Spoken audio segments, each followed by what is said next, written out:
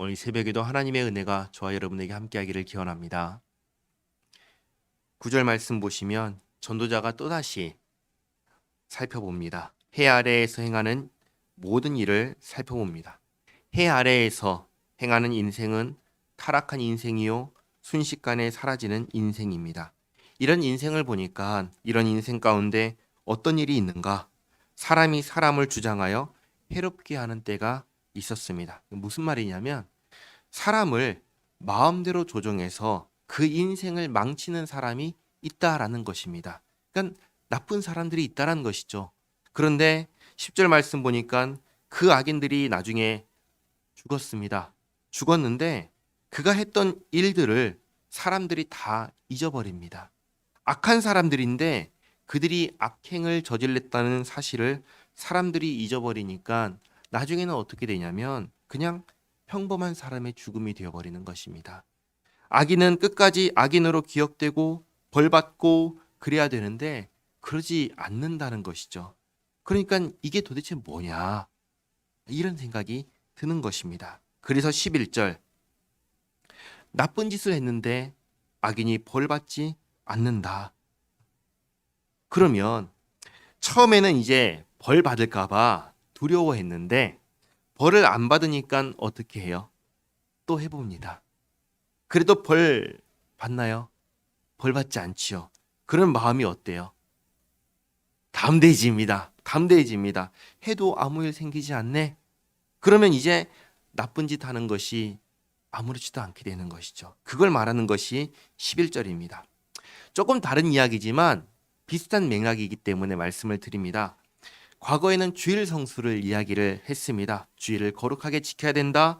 그래서 뭘 했냐면 예배에 빠지면 안 된다. 그 얘기를 했습니다. 예배에 빠지면 벌 받는다고도 이야기를 했습니다.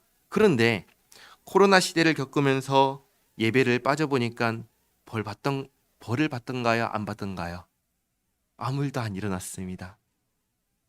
기대했던, 예상했던 일이 일어나지가 않았던 것이죠. 그러니까 예배 빠져도 뭐 벌도 안 받고 아무 일도 없네. 이 얘기를 해옵니다. 그리고는 자연스럽게 예배를 빠지는 것이 아무 문제가 없이 생각이 되는데 그러나 분명하게 말씀드립니다. 벌 받았습니다. 어떤 벌을 받았을까요? 신앙을 잃어버리는 벌을 받았습니다. 그러나 아무도 이것을 벌이라고 생각하지 않습니다. 이게 사실은 무서운 것입니다. 마찬가지로 죄를 범했는데 벌을 받지 않았잖아요. 그러니까 죄인들이 죄를 지어도 벌 안 받네 이렇게 생각하지만 아니요. 벌 받았습니다. 어떤 벌을 받았을까요? 죄를 범해도 더 이상 양심이 작동하지 않는 벌을 받은 거예요. 그래서 이전에는 죄를 범하는 게 두려웠다면 이제는 죄를 범하는 게 두렵지 않습니다. 이게 벌인데 이걸 벌이라고 생각을 못하는 것입니다. 그래서 11절 악한 일에 관한 징벌이 속히 실행되지 않는다라고 생각을 하는 것이죠. 착각입니다. 벌은 속히 실행이 되었고 이미 벌을 받고 있습니다. 12절 죄인은 100번이나 악을 행하고도 장수하거니와 또한 내가 아노니 하나님을 경외하여 그를 경외하는 자들은 잘 될 것이요 악인은 잘 되지 못하며 장수하지 못하고 그날이 그림자와 같으리니 이는 하나님을 경외하지 아니함이니라. 전도자가 이렇게 말합니다. 죄인은 수없이 범죄하면서도 장수하는 것 같지만 그건 복이 아니다. 악인은 결국은 망한다. 하나님께서 가만두지 않으신다. 진짜 복받는 사람은 누구냐? 하나님을 경외하는 사람이다. 이 이야기를 하는 것입니다. 조금 어려운 말씀을 드리겠습니다. 장수하는 것, 오래 사는 것 자체가 복일까요? 벌일까요? 장수하는 것 자체는 복도 벌도 아닙니다. 그러면 무엇이 복이고 무엇이 벌일까요? 의인은 장수하는 게 복이지만 악인은 장수하는 게 벌입니다. 반대로 단명하는 것은 그 자체가 복일까요? 벌일까요?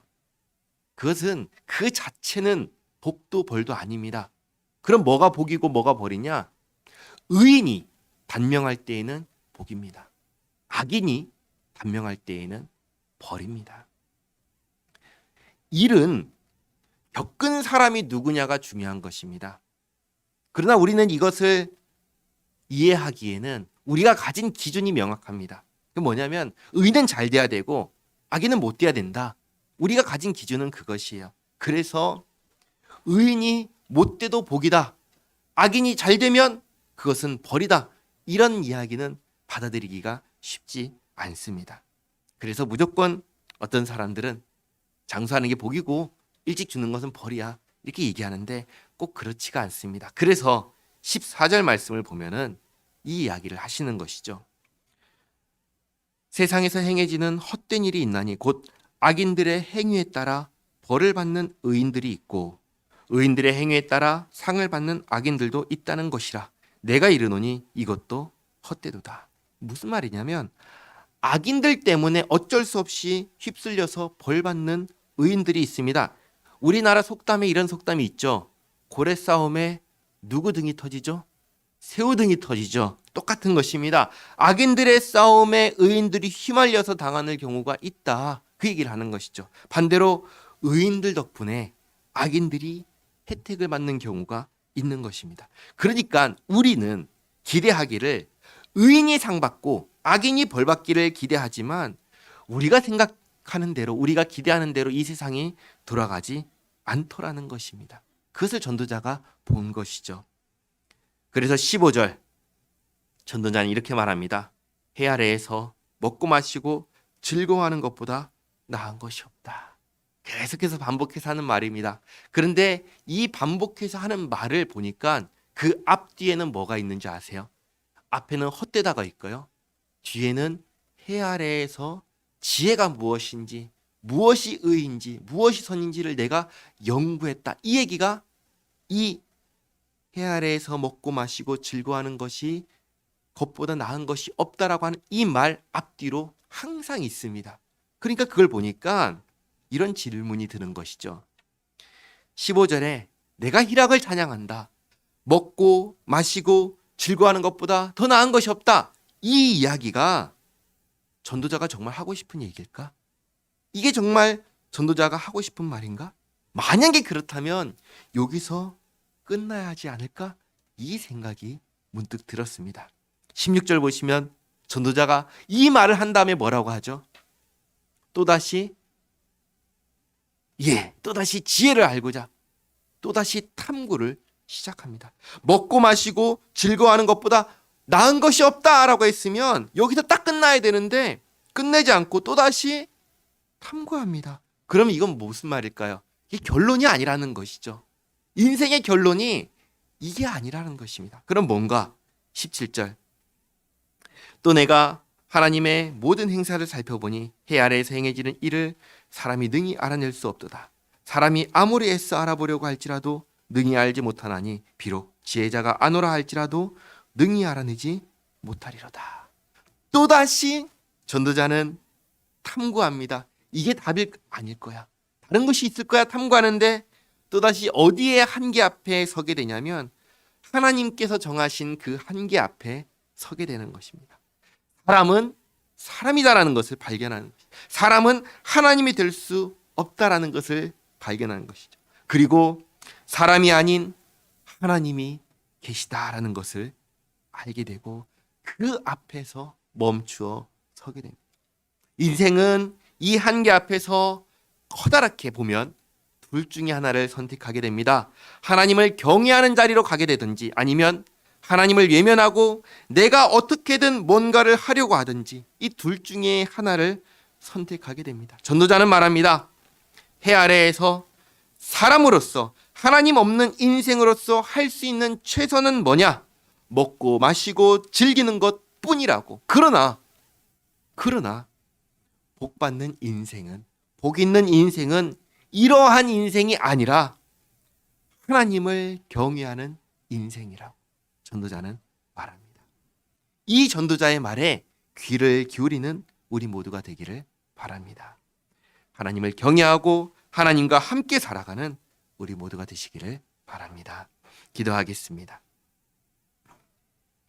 하나님, 해 아래 인생을 보니 선과 악이 섞여 있고 상과 벌이 섞여 있으며 의인 덕에 악인이 잘되고 악인 때문에 의인이 망하는 일도 있습니다. 해 아래 인생은 참으로 헛되어 이런 모습만 보면 그저 먹고 마시며 즐기는 것밖에 답이 없다는 생각도 듭니다. 그러나 그것이 진정한 답이 아니기에 전도자가 계속해서 고민하고 연구하는 것을 봅니다. 그리고 슬쩍 하나님을 경외하는 것이 복이라는 힌트를 남기는 것을 봅니다. 하나님 없는 인생 가운데 복음을 듣게 하시고 하나님 있는 인생, 하나님과 함께 사는 인생이 되게 하심에 감사드립니다. 하나님과 함께함이 복이며 하나님을 경외하는 인생이 행복한 인생입니다. 하나님, 해 아래 사는 모든 날 동안 우리와 함께하여 주시옵고 우리의 삶을 인도하여 주시옵소서. 예수님의 이름으로 기도하옵나이다. 아멘.